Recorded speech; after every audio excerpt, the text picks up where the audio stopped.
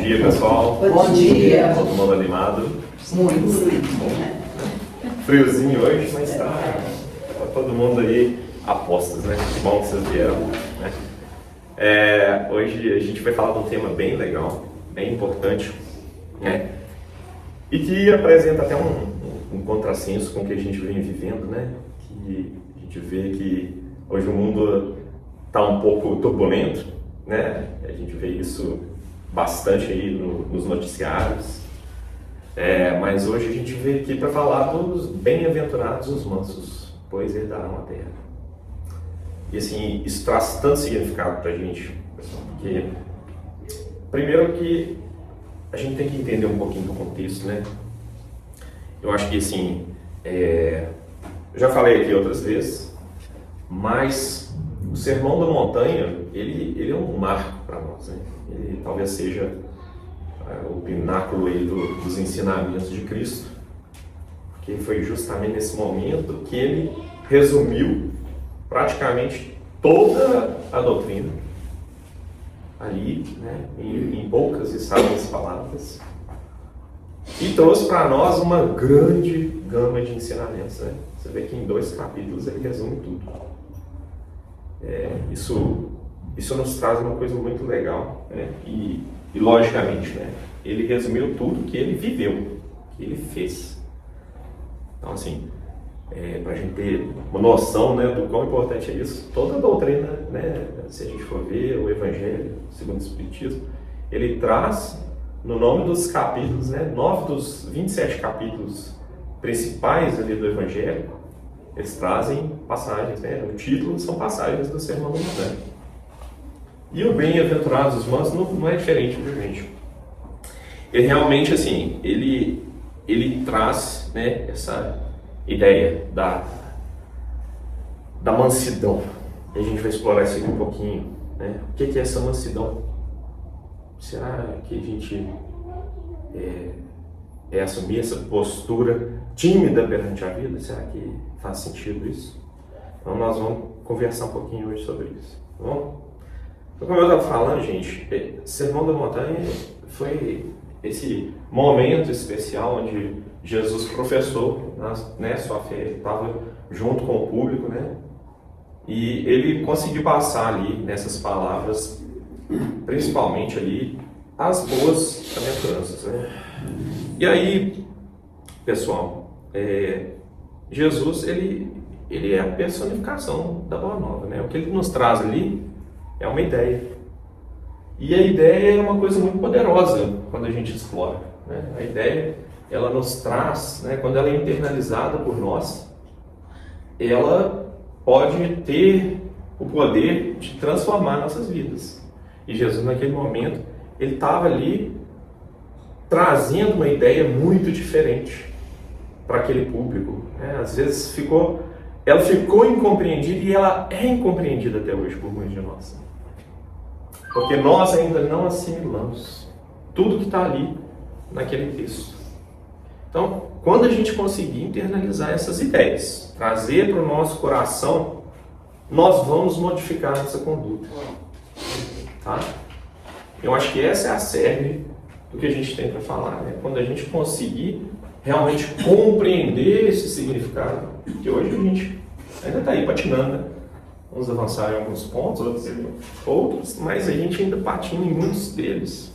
A gente ainda está aprendendo a amar, a gente ainda está aprendendo a perdoar, a gente ainda está aprendendo a fazer caridade. Não é simples, né? Todos nós temos nossos percalços do dia a dia. A nossa missão, às vezes, ela é muito, né? Ela tem essa interferência do mundo material, né? E aí a gente vem com essa ideia do herdar a terra. Vamos explorar um pouquinho, né? Como é que a gente está nessa missão? Hoje, se a gente for falar um pouco, né, da terra como um todo, né, de nós, espíritos encarnados, nós vemos que a coisa assim não está ainda muito bem encaminhada, né? Então, os nossos corações, eles ainda não despertaram para a mensagem de Cristo completamente.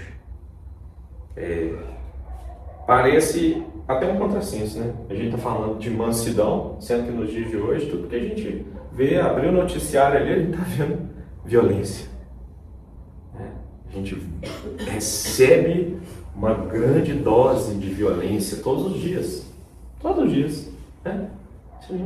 Até no mínimo comentário ali no trabalho, numa discussão dentro de casa, até né, as grandes guerras que estão acontecendo, né? Infelizmente. Eu quero que um dia né, nós estejamos aqui reunidos, talvez, né, para falar que isso tudo acabou. Certamente estaremos, tá? Mas hoje a gente ainda tem esses problemas, porque o ser humano ainda está tentando conquistar a Terra. Ele não está tentando herdar a Terra, ele está tentando conquistar a Terra. Nós estamos repetindo o que os nossos antepassados muito recentes, né? Ali eu estou falando dos romanos, né? Estou falando ali dos bárbaros. Eles todos tentavam conquistar a Terra. E hoje a gente ainda repete isso. A gente não herdou a Terra.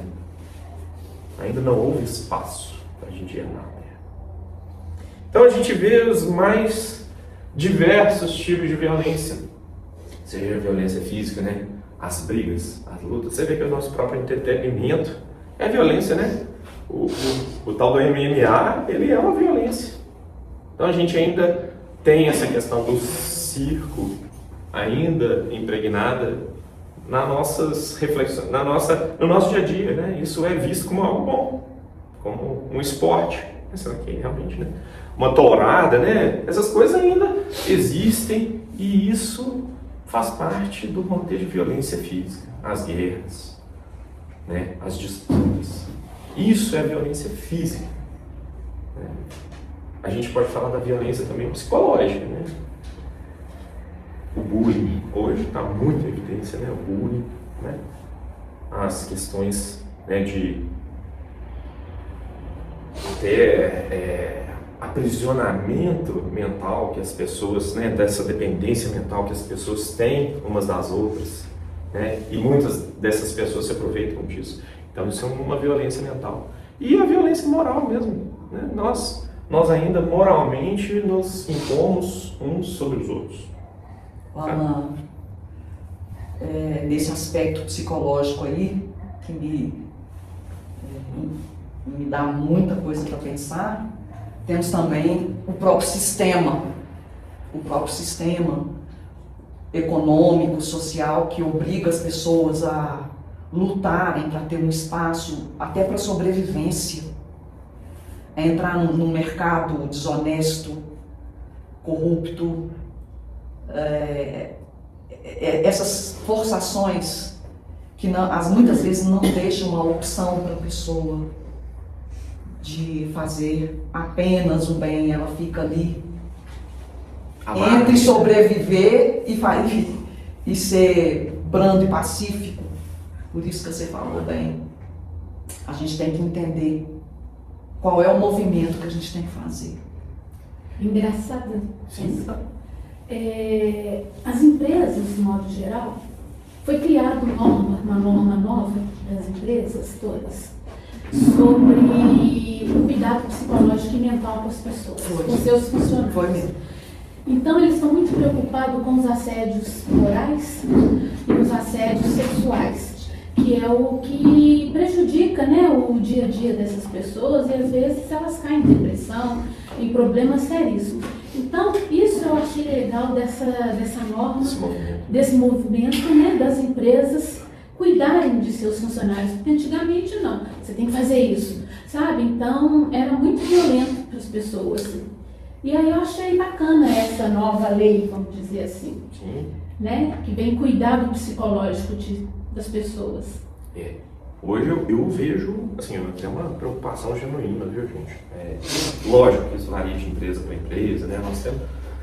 Nosso mundo é muito heterogêneo ainda, muito miscigenado, assim, nós temos empresas que já praticam muitas, mas tem muitas que ainda trabalho escravo. Exatamente. Então, assim, você falou muito bem do assédio moral, né? O assédio moral é uma deficiência que nós temos hoje, que não prende ninguém, que não é uma violência física, não é fora, né, não está ainda nos âmbitos da lei muito bem definidos, né? Ele está assim numa zona muito nebulosa, mas ele é uma violência, né? Se ele destratar um funcionário, pessoalmente eu já verifiquei, presenciei isso durante a minha jornada, né?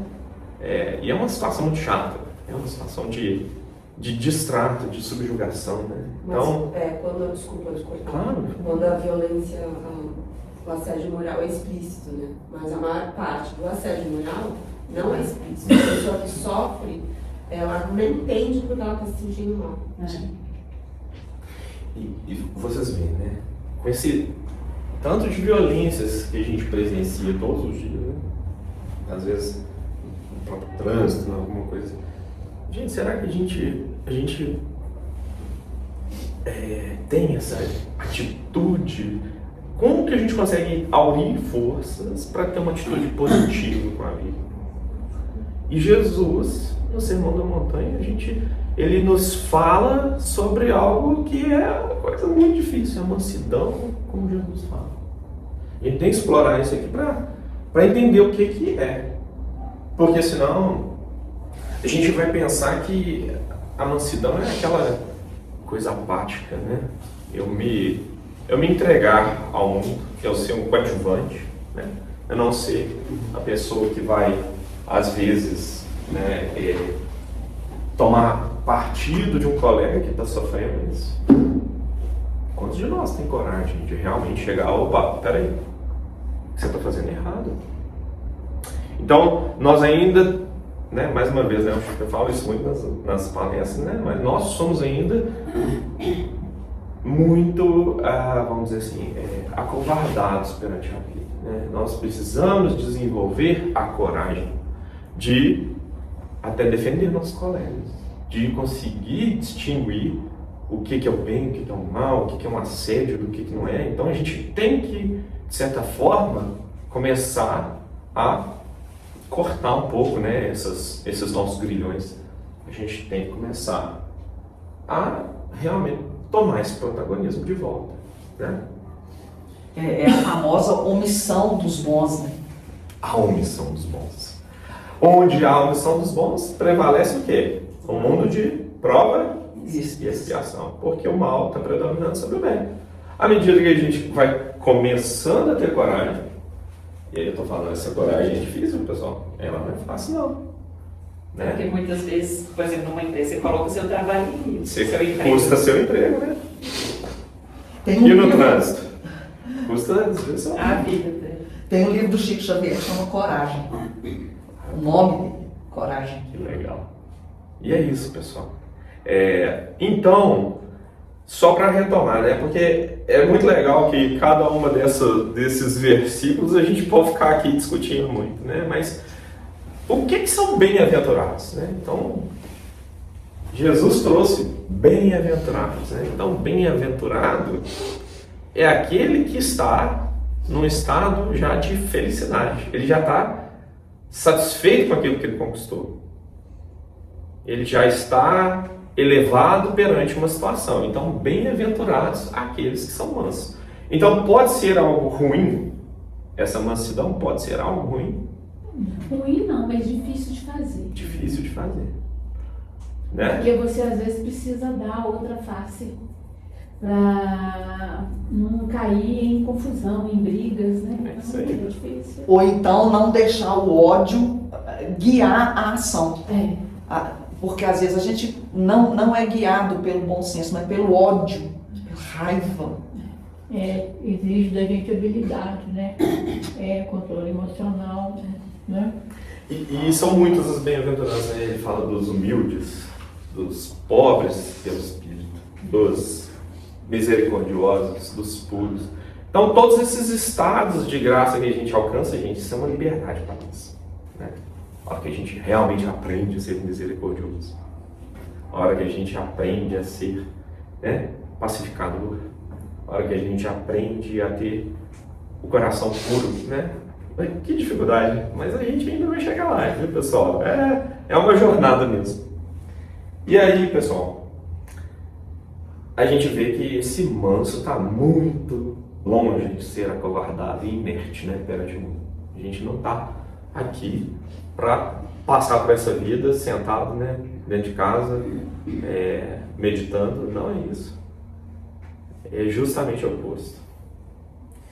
E aí, pessoal, eu traduzo um pouco essa mansidão, né? Talvez a palavra que eu encontrei mais adequada para traduzir isso seria talvez resiliência, né? E a resiliência é algo difícil de desenvolver também, tá? Porque ela envolve calar, às vezes, para você criar espaço para um discurso melhor. Ela envolve você não discutir, ela envolve você aprender que o irmão não está no mesmo patamar, né, de evolução espiritual que você já alcançou. Refletir. Refletir. Não, tem uma palavra, não sei se é no Evangelho, mas que fala o seguinte: a gente não pode violar o direito mental do nosso irmão. Aqui nós estamos por livre e espontânea vontade. Então nós não podemos, de forma alguma, trazer o nosso irmão aqui pela força ninguém vem, né? Nem pela força mental, existem forças mentais também. Né? Quantas vezes, né? Eu acho que na nossa infância espiritual, quantas vezes você mordeu assim, o cara está falando isso, mas não é o que eu acredito, né? Mas será que é ele que não está certo, né? Então a gente não pode, nós não temos não podemos ter essa pretensão. Então, a resiliência é entender o momento de cada um. E aí, pessoal, eu acho que assim, a gente tem muito a ver com também nós sermos os pacificadores, né? Ser os pacificadores, a palavra pacificador ela é muito bonita, né? Que ela vem do latim, ela vem de pace, que é paz, e facere, que é fazer, né? São os fazedores da paz, né? É muito diferente de mansidão no sentido de ficar quietinho no seu canto. É muito diferente, porque é algo que você vai exercer, é algo que você vai, né? É ação, não é passividade. É diferente ser pacificador de ser passivo. E aí, pessoal, eu acho que tem uma passagem aqui muito legal do Paulo Estevão, né? Esse livro aqui maravilhoso. Maravilhoso. E ele tem uma passagem aqui que Estevão, né? Ele não tinha esse nome, ele chamava Gesiel, e ele era um desses que exercia a mansidão muito bem exercida, né? Porque ele realmente, você tem um capítulo aqui muito legal, né? Que é o capítulo 6, que se chama Ante o Sinédrio. E aí, resumindo, ele estava sendo julgado, né? Saulo, né? Que depois virou Paulo, estava perseguindo Estevão. E nesse momento ele leva ele ao Sinédrio para ser julgado. E era uma situação assim, né? Estevão era um poço de amor e de bondade e já tinha compreendido as palavras do Mestre. Ele já tinha internalizado. Ele era um pacificador. Ele era um bem-aventurado. Então, a partir desse momento, a gente vê as investidas que Saulo faz, e chega a ser até engraçado a gente ler aqui, porque Paulo vociferava contra Estevão, calmo, tranquilo, né? Ele conseguia passar por aquela situação, que era uma situação muito difícil, muito, né, que ele certamente seria julgado e seria condenado. Ele já sabia disso. E a gente vê as investidas de Paulo aqui, a violência de Saulo na época, né, que era um doutor da lei. E eu vou citar alguns trechos aqui só para a gente ver a personificação da mansidão, né? Aqui ele fala de alguns pontos, né? Estevão, que tinha os olhos fulgurantes, como inspirado por uma força divina, replicou em voz firme, né? Porque Saulo tinha perguntado para ele antes aqui: por que rejeitastes meu convite à discussão quando honrei a pregação no caminho com a minha presença. Então Estevão tinha os olhos fulgurantes. Como inspirado por uma força divina, replicou em voz firme, sem revelar emoção, que intimamente o dominava. O Cristo a quem sirvo recomendou aos seus discípulos evitassem a qualquer tempo o fermento das discórdias.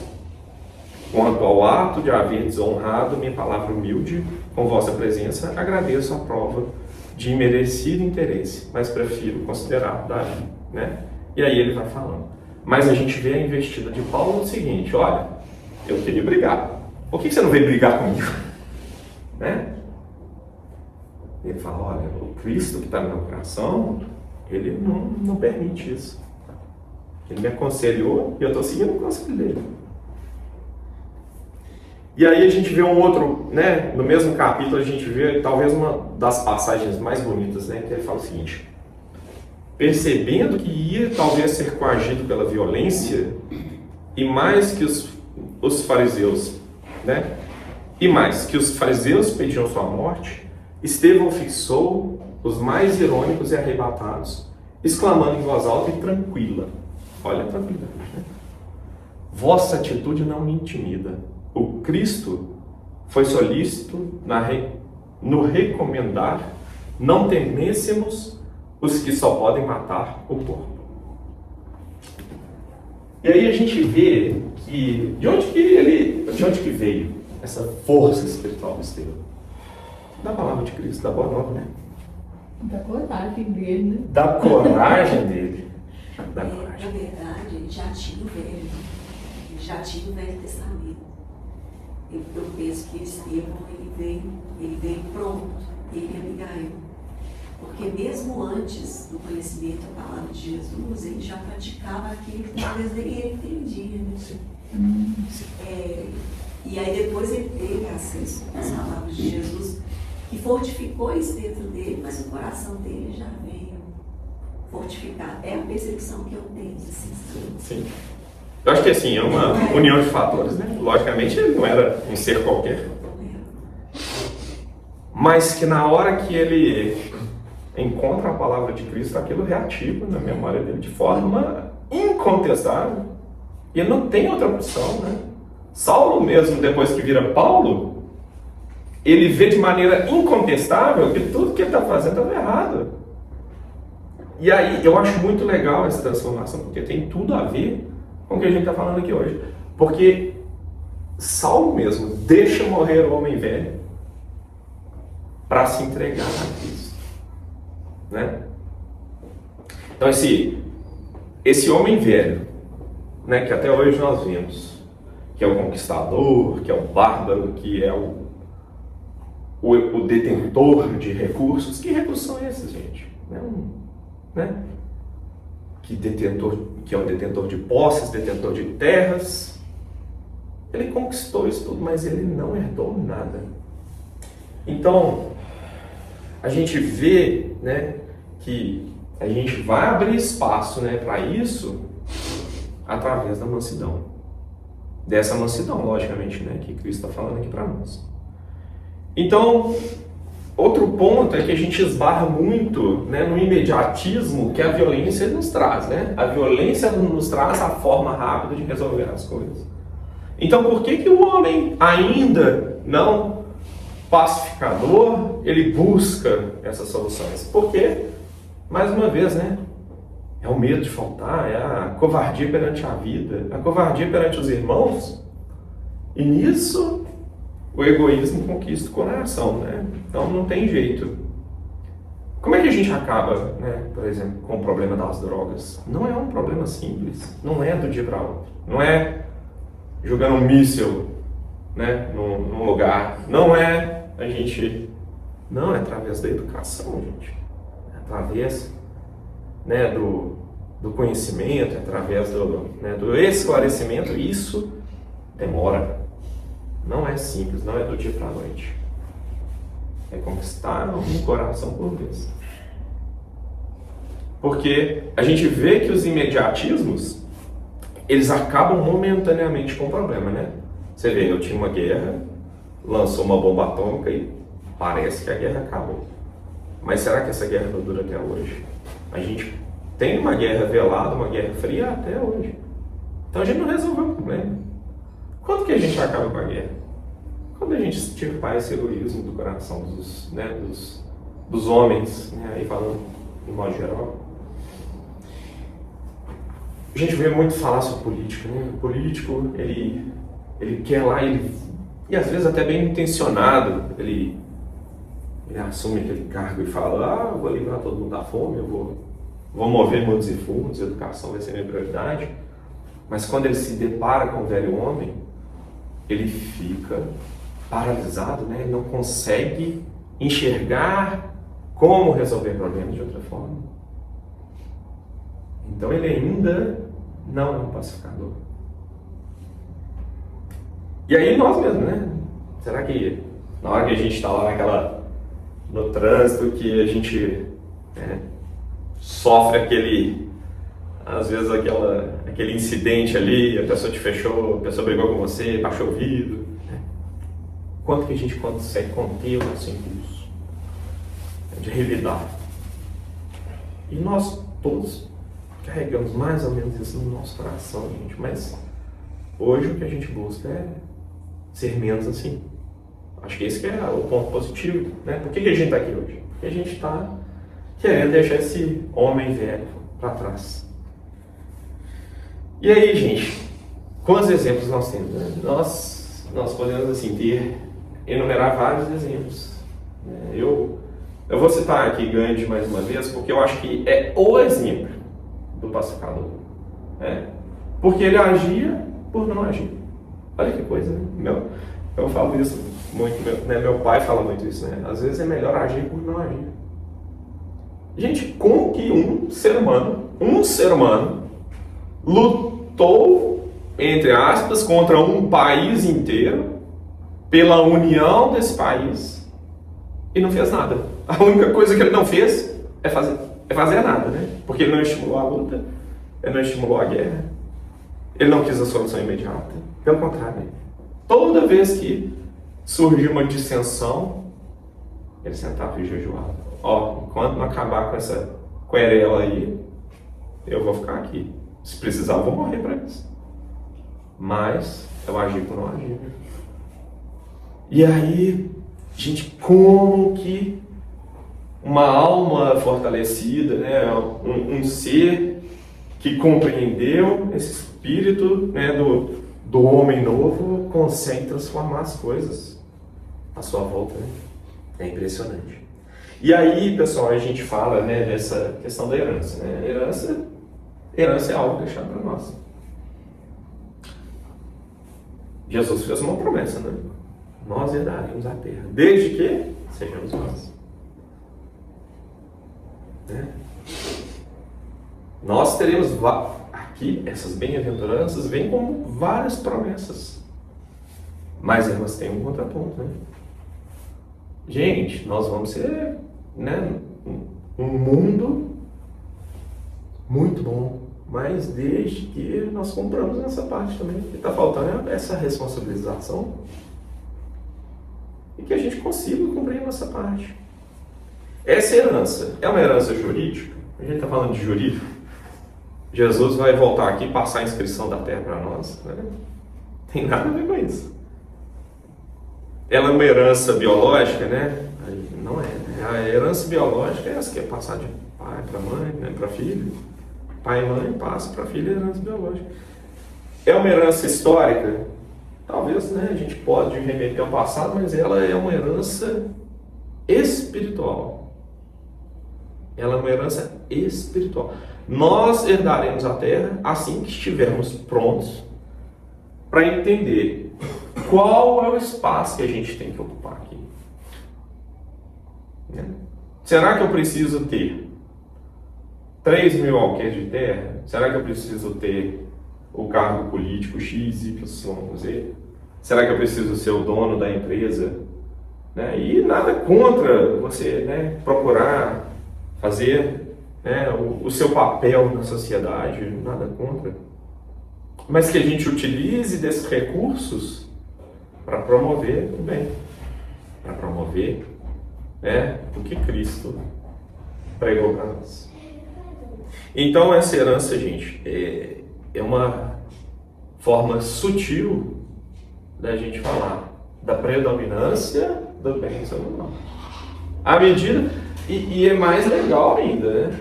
Quem começa a praticar e a internalizar esses ensinamentos já está começando a herdar essa forma.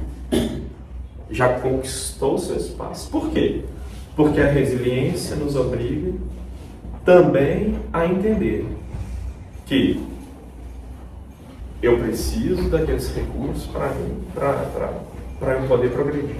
Eu não preciso de mais, eu preciso do necessário, eu não preciso do supérfluo. A minha condição é essa, eu vim dessa forma, lógico, posso fazer qualquer coisa para poder melhorar a minha condição, mas que ela não se torne uma ganância cega que vai, né, transformar minha vida na busca de um número, transformar minha vida na busca de algo inalcançável. Porque ninguém tem o poder pleno, ninguém tem, né, todo o dinheiro do mundo. Isso, e se tivesse, né, o que isso significa? Então, pessoal, como que vai ser esse mundo, né? Onde os seres humanos terão a Terra, né? Como nós iremos herdar a Terra? Vai ser certamente através de muitas gerações, muitos, né, ensinamentos, muita depuração, né, das pessoas, mas certamente vai ser aquele planeta onde o bem começa a predominar, né? Seu vizinho já não vai colocar mais o som alto meia-noite, porque ele vai lembrar, pô, tem um cara ali que está querendo dormir, ele tem que guardar cedo, né? A gente não vai ter mais briga no trânsito, talvez, né? Cada um vai saber a hora de passar, de ceder a vez. E aí, as pessoas vão estar muito mais preocupadas em não incomodar, não agredir, não entrar no espaço do seu colega. E aí, gente, surge uma coisa muito legal. Porque à medida que a gente vai abrindo esse espaço, a gente cria, né? À medida que esse conquistador, esse homem velho, essa pessoa que busca a violência como forma de resolução de problemas, ela vai deixando de existir, ela vai se depurando. A gente cria uma grande lacuna na Terra. A gente cria uma lacuna dos verdadeiros herdeiros da Terra. E quem vai ocupar? O bem. Então o bem começa a predominar. À medida que os pacificadores, os resilientes, os mansos, começam a se impor pelo não impor, a resolver, né, as pendências que ele tem consigo mesmo e com o mundo, ele vai abrindo espaço para que a humanidade inteira herde a Terra. Não vai haver mais a pessoa belicosa, conquistadora, porque justamente ela não vai caber mais aqui. Tá? Eu trouxe uns outros textos aqui para a gente solidificar esse conhecimento, mas tem um texto aqui de Joana de Anjos que eu acho que vale a pena a gente explorar um pouquinho, né? Não sei como é que a gente está de tempo aqui, peraí, deixa eu ver aqui. 10 minutinhos, mas isso aqui vai ser bem tranquilo. E aí ela fala aqui do heroísmo da resignação, né? Olha só, heroísmo. Vocês já viram algum herói ser covarde? Não é. Então ela traz o heroísmo da resignação. Porque para a gente ser resignado, existe muita coragem. Vou falar um pouco aqui para vocês. O imediatismo dos interesses apaixonados. É um texto um pouquinho difícil, a gente vai aos poucos aqui. O imediatismo dos interesses apaixonados confunde-a, aí a gente está falando da resignação, viu, pessoal? Confunde-a com demência ou até em conta de deficiência de forças para poder investir violentamente contra as circunstâncias. Então, o que ele está falando? No nosso mundo hoje aqui, nós confundimos a pessoa resignada com uma pessoa louca. Ah, ele não brigou, ele não foi atrás, ele não revidou, né?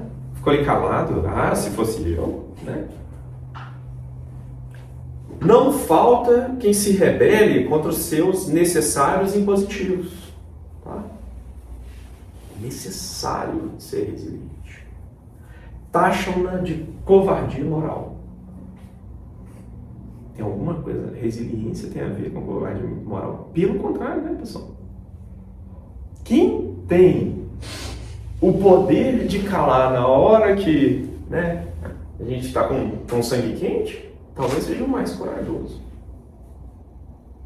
Creio na ultrapassada nos dias vultuosos do tecnicismo moderno. Parece que esses textos aqui são atemporais, né? Parece que a gente vai ter mais uns 400 anos de João de Ângeles aí pela frente, não vai? Todavia, a resignação é bênção lenificadora, quando a vida responde em dor e sombra, infortúnio e dificuldade aos apelos do homem. Alternativa redentora que somente os bravos se conseguem impor. Aí a gente vê o heroísmo que, né, somente os bravos conseguem se impor. Somente quem tem coragem de ser resiliente vai conseguir exercer essa mansidão, gente. Reforça os valores espirituais para as lutas mais ingentes da inteligência e do sentimento. Não deflui de uma atitude de medo, porquanto isso seria injustificável ante as leis superiores, mas resulta de morigerada e lúcida reflexão, que favorece o perfeito entendimento das imposições evolutivas. O conhecimento dos fatores causais dos sofrimentos premia o homem com a tranquila responsabilidade que assume em relação aos gravames que os motivam, né? Então, olha só. Por conhecer as causas do mal, por conhecer os sofrimentos que o mundo impõe, é que ele vai assumir essa atitude tranquila. Ele precisa ser essa parede do mundo, né? Ele precisa ser esse porto seguro. Gente, vocês já viram naquelas discussões onde chega a turma do desjudismo, o cara que, né, não, vamos parar com isso, gente, vamos nos concentrar aqui. A gente precisa dessas pessoas, porque às vezes está todo mundo indo cada um para um lado, a gente precisa de retomar, a gente precisa ter essa união. E aí, ela fala mais ainda, olha, quiçá a resignação exija mais dinâmica da coragem para submeter-se do que requerir a reação rebelada da violência. Olha que lindo isso. Porque a violência, ela é covarde. A violência, ela é covarde. Então é muito mais corajoso ter a atitude resignada do que partir para cima, do que confrontar. E aí a gente vê Estevão fazendo isso com maestria, né? Esse capítulo, ante o Sinédrio, ele é tão interessante que ele fecha com Saulo, né? Agredindo Estevão. E por mais que ele agredisse com todas as formas possíveis de agressão, né? Verbal, a gente viu várias, né? Moral, mental, Estevão tinha certeza do que ele estava fazendo. Então, por isso, ele tinha a coragem necessária para passar por tudo aquilo. Ceder agora, a fim de conseguir mais tarde. Aguardar o momento oportuno, de modo a favorecer-se com os melhores resultados. Reagir pela paciência e mediante a confiança imbatível em Deus, apesar do quanto conspire aparentemente contra. Crer sem desfalecimento, embora as aparências as guiadas. Porfiar no serviço edificante, sem engendrar técnica da astúcia permissiva, quando tudo se apresenta em oposição. Nossa, isso aqui é difícil demais, né? Tá todo mundo indo contra a maré, todo mundo nadando a favor da maré, perdão. E aí você tem que ir contra a maré. Gente, isso é uma coisa difícil. Pensa, tá todo mundo falando mal. Ah, político tal, político X, político Y. Ah, meu Deus do céu, e aí? E a sua convicção em Cristo? O que ela diz? Ela diz que nós, né, precisamos ter uma atitude. Ó, tem aquela frase, né? O certo é certo, mesmo que todo mundo não esteja fazendo, errado, mesmo que todo mundo esteja fazendo. É aquilo. Manter-se na alegria, não obstante sofrendo, ou incompreendido, abandonado ou vencido. Expressa os triunfos da resignação no homem consciente dos objetivos reais da existência na Terra, né? Então aqui, ó, aqui é quando a gente começa a herdar a Terra, porque apesar de todos os pesares, mantém-se a alegria, mantém-se a predisposição ao trabalho, mantém-se a chama que Cristo colocou em cada um dos nossos corações. E aí ela finaliza, né? O metal em altas temperaturas funde-se, o rio caudaloso na planície espalha-se, a semente no solo adubado transforma-se. O cristão, ativo na construção do testemunho, resigna-se. A própria reencarnação é um ato de submissão, quando a desencarnação, desde que ocorre independentemente da vontade do aprendiz, que se deve resignar às exigências superiores da evolução. Então, nosso próprio ato de reencarnar significa, né, quando, né, nós conseguimos obter a graça divina, a gente ter uma programação espiritual, significa se resignar. Significa a gente vir aqui para esse mundo para tentar transformar um pouquinho isso aqui. A gente vem aqui às vezes com uma missão, né? A gente precisa cumpri-la. Resignar-se, por conseguinte, é a conquista da não violência do espírito, que supera paixões e impulsos vis, a fim de edificar-se e triunfar sobre a si mesmo, em consequência, sobre os fatores negativos que lhe obstaculizam o avanço libertador. E aí, pessoal, o que eu vejo assim, né, pra gente finalizar aqui, né? Não sei se vocês gostariam de contribuir, fiquem à vontade. Mas à medida que a gente conseguir assumir essa coragem e até essa inteligência emocional e mais, né, essa força divina de nos resignarmos, de sermos os mansos de coração perante o mundo que é tão complicado, né? Por vezes ele nos vence, né? Mas nós temos que levantar, temos que nos aprumar de novo e realmente trazer o sentimento que Cristo trouxe para nós na hora que ele estava no momento derradeiro, na cruz, altamente resignado e nos passando a mensagem de que, morrendo, ele venceu o mundo. Ele conquistou o mundo. A gente precisa deixar esse homem velho morrer também, né? E aí a gente vai herdar, certamente, um planeta muito melhor, regenerado, onde cada um vai poder, né, ter o seu protagonismo, a sua parcela de contribuição. Tá? Pegando carona aí nisso que você falou do planeta regenerado, a mansidão, ela é um atributo que vai contribuir para a sutilização da nossa vibração, da nossa frequência.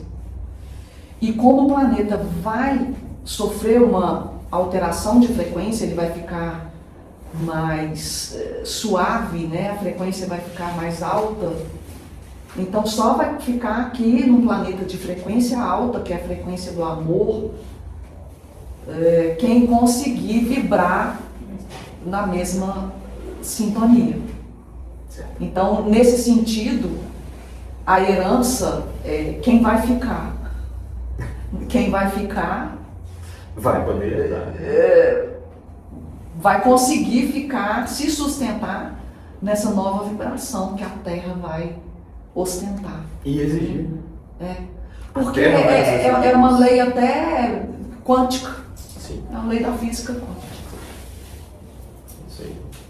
Pessoal, gostaria de agradecer a todo mundo que saiu de casa nessa manhã fria para vir aqui. Que todos fiquem com Deus, tenham um excelente final de feriado. Que nós possamos trazer essa mansidão para os nossos lares, para a nossa vida, porque o mundo nos exige essa coragem. Sejamos corajosos para agir pelo não agir. Fiquem com Deus. Nós que agradecemos.